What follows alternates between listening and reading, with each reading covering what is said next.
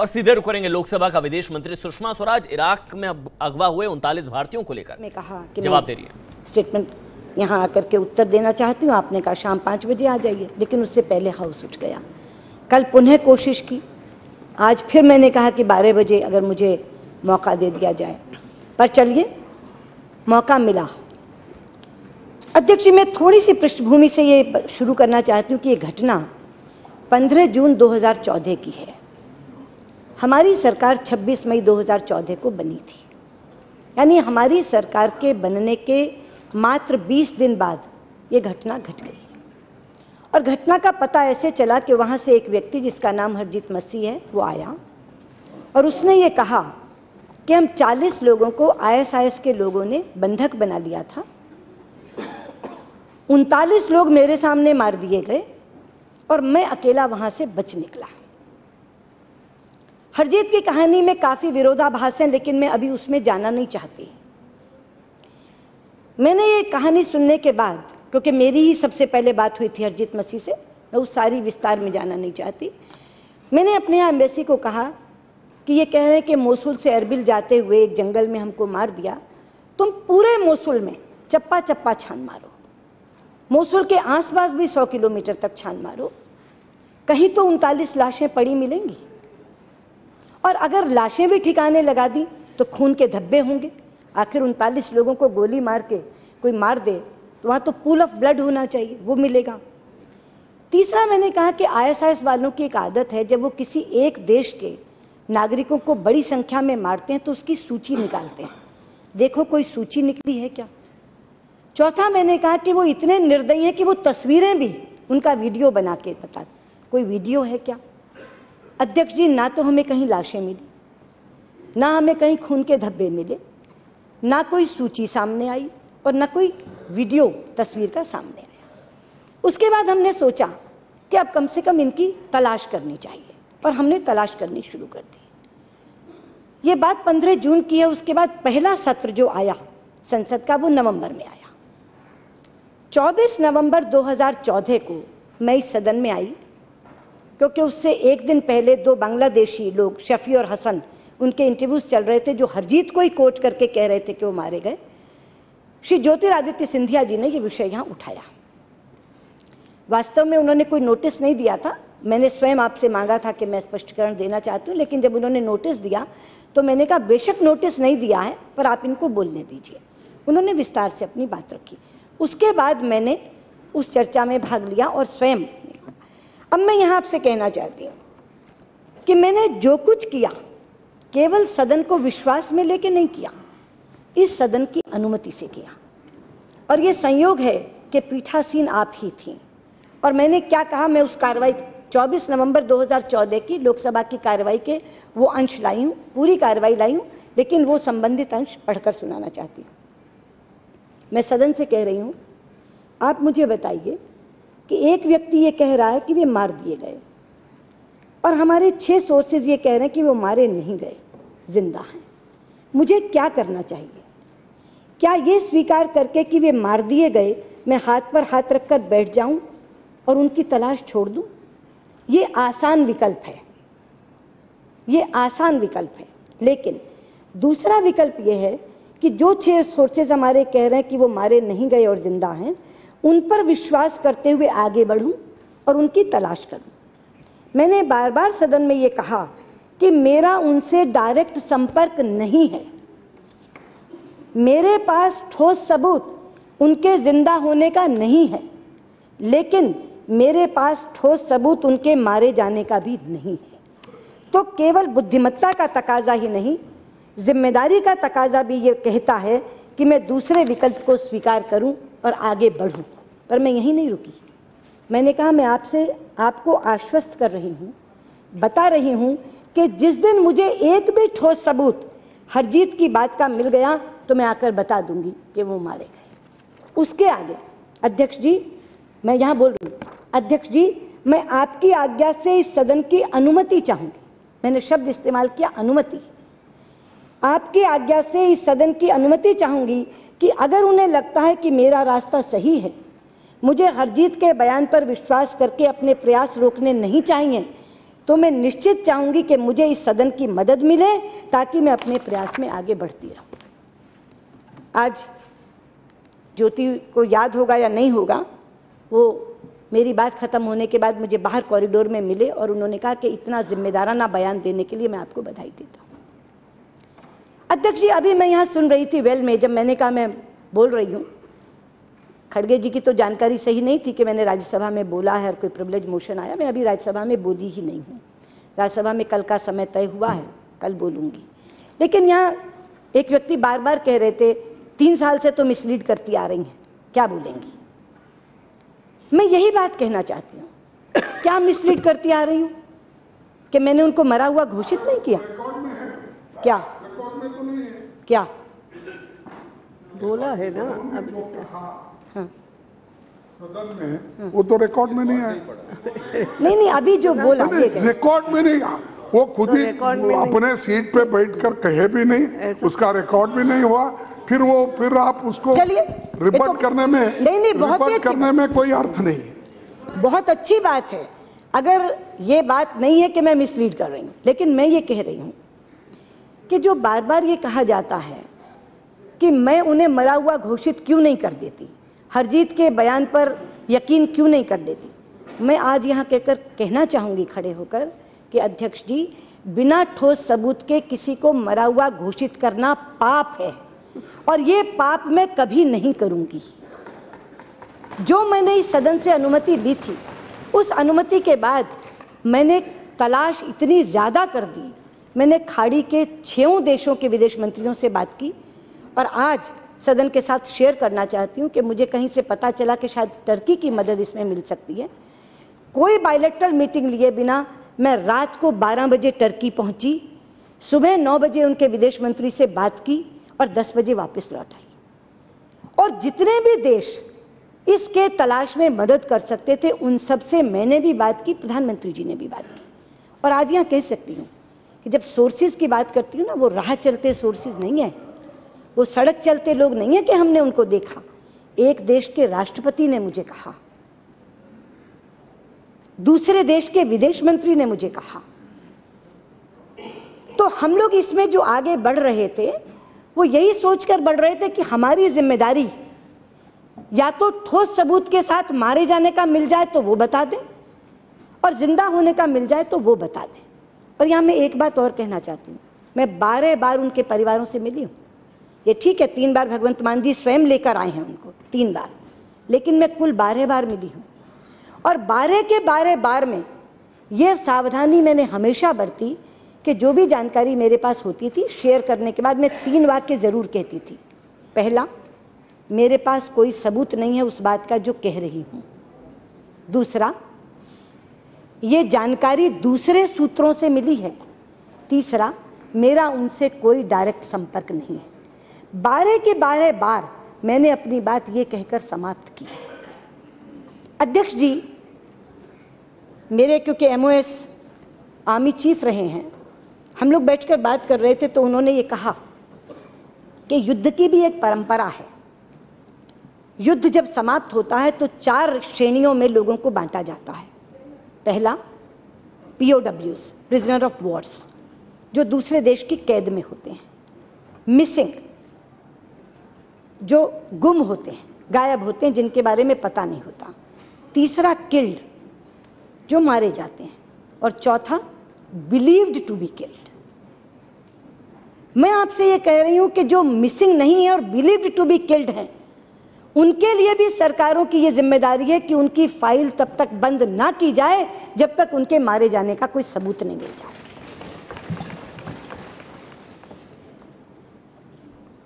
और मैं आपको हैरान कर दूं ये कह के कि वियतनाम के believed to be killed category के लोगों को वो आज तक ढूंढ रहे हैं।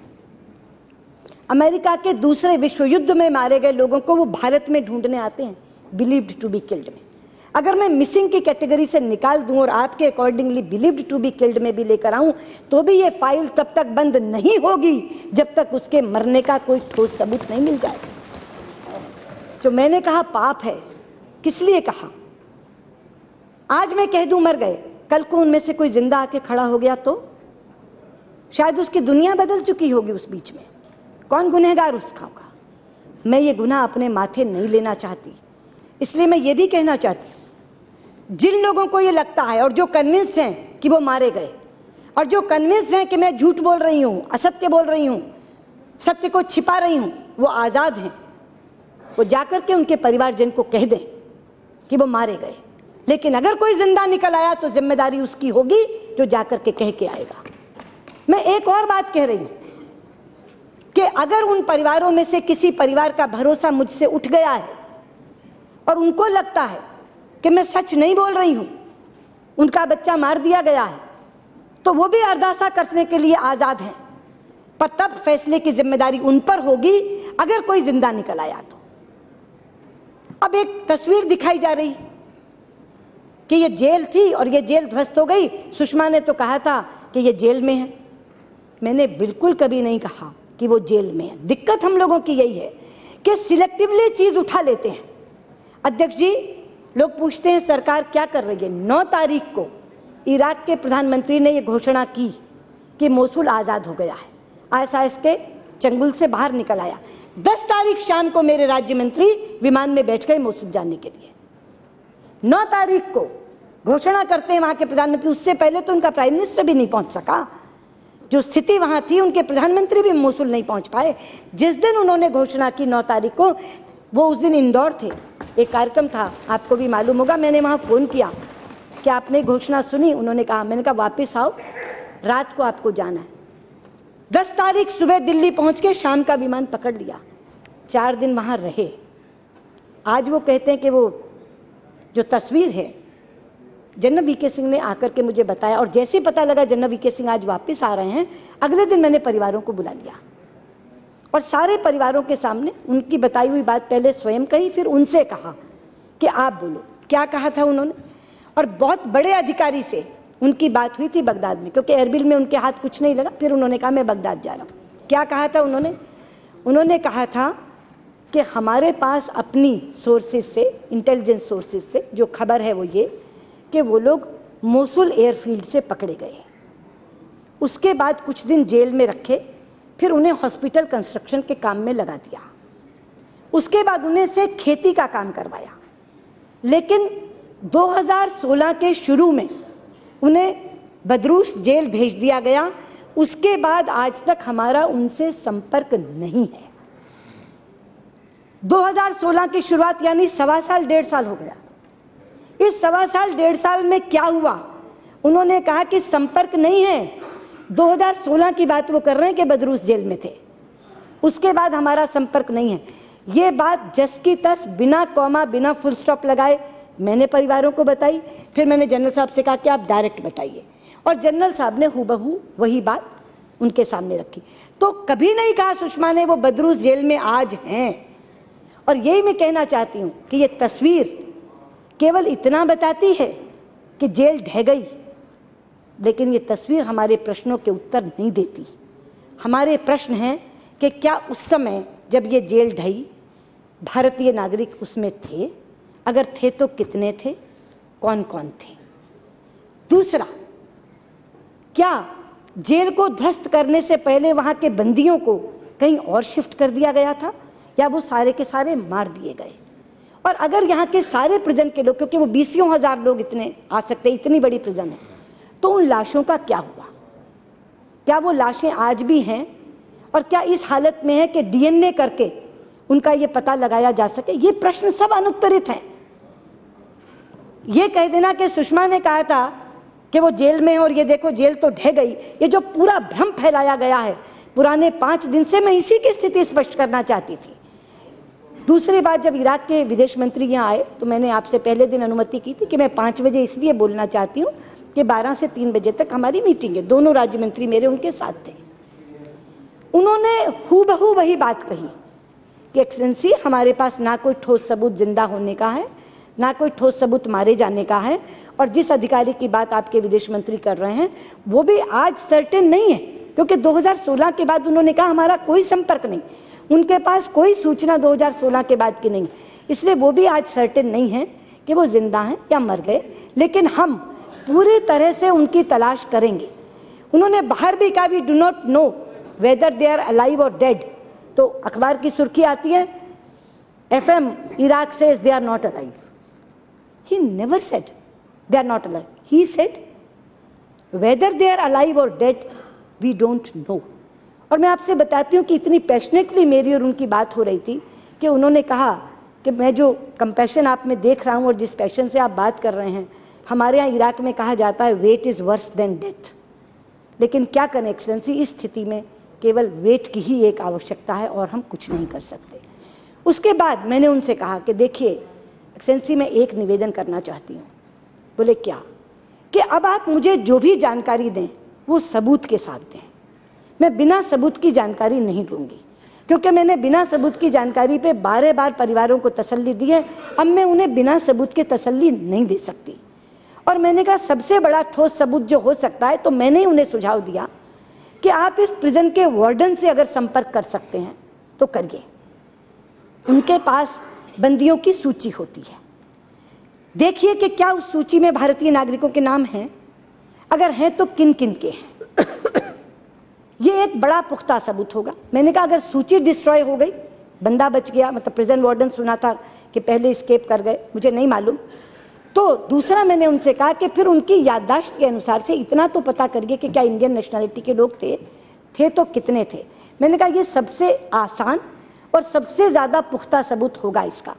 तो उन्होंने ये कहा कि हम बिल्कुल इराकी की तरह नहीं, उन्होंने कहा कि हमें जो मन पर बोझ है वो ये कि ये भारतीय इराक को रीबिल्ड करने आए थे, ये कंस्ट्रक्शन वर्कर थे, लेकिन ये वहाँ आकर फंस गए। इसलिए ये हमारी जिम्मेदारी बनती है कि हम इनको ढूंढें।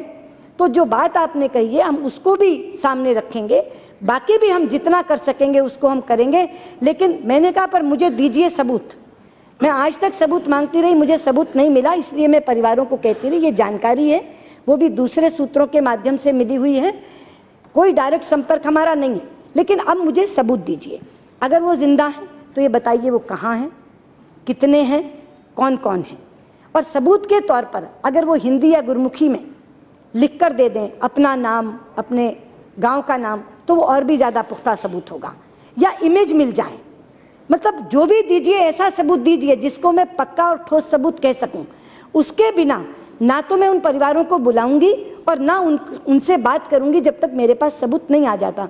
तो उन्होंने केवल मुझे ये बात नहीं कही कि मैं आपके दर्द को समझ रहा हूँ, उसके बाद MJ अकबर साहब ने उनको कल लंच दिया, डिनर दिया, उस पर भी उन्होंने उस बात को दोहराया कि अपनी विदेश मंत्री से ये बात कह देना कि हम पूरी तरह से तलाश करेंगे और अब उन्हें जो भी बताएंगे वो सबूत के साथ बताएंगे, बिना सबूत के नहीं बताएंगे। इसलिए मैं आपसे कहना चाहती हूँ अध्यक्ष जी, मैंने कभी गुमराह नहीं किया और गुमराह करने का लाभ मुझे क्या होता। मेरी लोकतंत्र में बहुत आस्था है और संसद में उससे भी ज़्यादा आस्था है। और मैं ये मानती हूँ कि अगर कोई मंत्री या कोई सांसद संसद के फर्श पर खड़े होकर गलत बयानी करता है तो ये घोर अपराध है। लेकिन तो भी अगर करता है तो किसी लाभ के लिए करता होगा, या तो व्यक्तिगत लाभ, या उसकी सरकार को लाभ, या किसी दूसरे का नुकसान करने के लिए करता होगा। मैं पूछना चाहती हूँ अपने साथियों से कि गुमराह करने से क्या तो लाभ मुझे मिल रहा है, क्या लाभ हमारी सरकार को मिल रहा है, और किसका क्या नुकसान हो रहा है। मैं तो अपना फर्ज निभा रही हूँ। देखिए अगर मैं मरा हुआ घोषित कर दूं तो मेरे लिए तो बहुत आसान है, ना ये लोग सवाल पूछेंगे, ना परिवारजन मेरे पास आएंगे, वो कहेंगे कि ठीक है आपने कह दिया, मारे गए। लेकिन मैं आपको एक और घटना बताती हूँ अध्यक्ष जी जो सुनने लायक है इनके। इसी पंजाब के और 6 परिवार मुझसे 1 साल पहले मिलने आए और उन्होंने ये कहा कि हमारे किसी का पति था, किसी का पिता, किसी का बेटा सन 71 की लड़ाई में शहीद घोषित कर दिए गए। बोले तब टीवी तो होता नहीं था, ऑल इंडिया रेडियो में भी कह दिया गया कि वो शहीद हो गए और हमने उनको शहीद मानकर अरदासा कर दिया और हम आगे बढ़े। 45 साल बाद वो कहते हैं 2016 में एक जेल से हमारे गांव के पास का व्यक्ति छूट कर आया और उसने आकर हमसे कहा कि वो तो जिंदा, वो तो मेरे साथ जेल में। अब तब से वो परिवार मुझे कह रहे हैं निकाल के लाओ, निकाल के लाओ। मैंने उसी दिन उनसे उनकी फ़ोटो, उनका पूरे पर्टिकुलर्स ले लिए और गौतम बम्बा वाले जो हमारे इस्लामाबाद में हाई कमिश्नर है उनको भेजा और कहा कि पता करके दो, इस जेल में वो व्यक्ति बता रहा है इस जेल में से पता करके दो। अब पाकिस्तान कहता है कि नहीं वो तो नहीं है हमारे पास जो प्रिजनर्स की सूची है उसमें इनका नाम नहीं है। अब वो तो मेरे सिर पर ये सवार है कि नहीं लाओ, निकाल के लाओ। 71 में कह दिया था तत्कालीन, वो देखो हाँ सहमति में सिर हिला रहे क्योंकि उन्हें मालूम है ये बात। वो कहते हैं हाँ नहीं वही मैं मिलने आए थे और उनको जब कोई उनका पड़ोसी आया तो उन्होंने कहा कि वो जिंदा है, वो बुत लगा के बैठे हैं अपने गांव में। लेकिन अब इसके लिए मैंने आपके यहाँ लेटर भी दिया था मैडम। इसे मैं आप ही की बात करूँ ना, इसीलिए अब एक तरफ तो 45 साल बाद वो मुझसे कह रहे कि निकाल के लाओ। दिन में 2 बार फोन आता है उनका, क्योंकि बीच में जब मैं अस्वस्थ थी तो उनको लगा कि वो मेरे से संपर्क नहीं कर पाते। दिन में 2 बार फोन आता है। मैं उन्हें कह रही हूँ कि हम तो भी लगे हुए हैं, एक कमेटी होती है जुडिशियल कमेटी, अगर हम उसका पुनर्गठन करना चाहते हैं कि वो जाकर के जेल में देखे। लेकिन मैं ये कह रही हूँ एक तरफ तो ये है, एक और केस बताती हूँ। एक बच्चा 7 साल का करीब आज से 21 साल पहले अपने पिता के साथ खेत में खेलते खेलते सरहद पार कर गया। उसका नाम नानक सिंह है। अब उसके पूरे घर वाले मुझे कहते हैं कि वो तो पाकिस्तान की जेल में है, आप लाओ। हम लोग उनको कह रहे हैं बार बार, पाकिस्तान मना करता है कि नहीं ऐसे इस्लाम का कोई व्यक्ति नहीं है। तो हम फोटो भेजते हैं कि इस शक्ल का कोई व्यक्ति है, वो कहते नहीं। उसने पंजाब हरियाणा हाईकोर्ट में रिट डाल दी कि कहो सरकार से निकाल के लाएं। तो मेरा ये कहना है कि एक तरफ तो जो लोग मारे घोषित कर दिए, 1 मिनट मुझे पूरा कर लेने दीजिए, आप उसके बाद जो पूछेंगे मैं जवाब दूंगी। Nothing is going on record like this. No I am sorry. Yes Sushma ji you continue nothing. तो एक तरफ तो नानक सिंह का पूरा परिवार मुझसे कह रहा निकाल के लाओ, पाकिस्तान चाहे कुछ भी कहता रहे मगर निकाल के लाओ। दूसरी तरफ ये 6 परिवार कह रहे हैं कि 71 में तत्कालीन सरकार ने शहीद घोषित कर दिया था मगर वो तो जिंदा हैं, उन्हें निकाल के लाओ। मैं और बताती हूँ, जो आपको मालूम होगा मेजर धन सिंह थापा, उनको उस समय की सरकार ने शहीद घोषित किया, मरणोपरांत परमवीर चक्र से पुरस्कृत किया और बाद में वो जिंदा निकल के आ गए क्योंकि वो चीन की जेल में थे। तो मैं ये नहीं कह रही, मेरी रूस के विदेश मंत्री से बात हुई, मैंने उनसे कहा कि एक्सेलेंसी कुछ कर सकते हैं क्या ऐसा। तो उन्होंने मुझसे कहा कि हमारे 3 ट्रक ड्राइवर पकड़े गए थे, वो 7 साल बाद जिंदा निकल के आए, आप पेशेंस रखिए। मैं ये नहीं कह रही हूँ कि 7 साल 41 साल 45 साल, मैं ये कह रही हूँ अगर 1 सप्ताह बाद भी इराक के विदेश मंत्री जो कहकर गए अगर उन्होंने सबूत दे दिया तो मैं आकर कबूल कर लूंगी। लेकिन अगर उन्होंने कहा कि इतने जिंदा हैं इतने मारे गए तो वो कबूल कर लूंगी। लेकिन जो भी बात बोलूंगी वो सबूत के साथ बोलूंगी। और ये भी मैं कह रही हूँ कि आज तक एक बार भी मैंने अपनी ओर से ये नहीं कहा वो जिंदा हैं। मैंने केवल ये कहा कि एक व्यक्ति कह रहा है मारे गए, बाकी हमारे सोर्सेज कह रहे हैं वो मारे नहीं गए। इसलिए सरकार की जिम्मेदारी का तकाजा है कि वो उनकी तलाश करे और इसलिए मैं तलाश कर रही हूँ और इसी सदन से अनुमति लेकर के तलाश कर रही हूँ। और मैं आपको कहना चाहूंगी अध्यक्ष जी, जब तक मेरे पास कोई ठोस सबूत नहीं होगा तब तक मैं तलाश करती रहूंगी, क्योंकि मैं दोबारा दोहराना चाहती हूँ, बिना सबूत के किसी को मारा हुआ कहना ये पाप है और मैं इस पाप की भागीदार नहीं बनूंगी। मेरा अंतर्मन कहता है कि कुछ दिन बाद ही सही लेकिन कोई एक सबूत ऐसा मिलेगा जो इस कहानी के रहस्य पर से पर्दा उठाएगा। अध्यक्ष जी, मैं उस दिन की प्रतीक्षा करूंगी। धन्यवाद। No question on this. नहीं होता है ऐसा, बैठिए। इस पर प्रश्न नहीं होंगे, इस विषय पर स्टेटमेंट पर प्रश्न नहीं होते हैं। हाँ ये नहीं, प्लीज तुम प्लीज बैठिए। नहीं, स्टेटमेंट पर प्रश्न नहीं होते हैं। No should be take 0 over. नहीं, आपका बिल है तो यस नो नाउ स्टेटमेंट। तो इराक से 39 लोग जो लापता हुए थे, उस मसले पर सुषमा स्वराज का यह कहना कि मैं सदन को गुमराह नहीं कर रही हूं, जब तक मेरे पास कोई ठोस जानकारी नहीं होगी आखिर मैं कैसे कह दूं कि उनकी मौत हो चुकी है। तब तक उनकी तलाश की जाएगी, सरकार उनकी तलाश करेगी। दरअसल 2016 में बदूश जेल कहा गया था कि ये तमाम लोग आखिरी बार वहां देखे गए थे, जो कि जेल के ध्वस्त होने की रिपोर्ट आ रही है।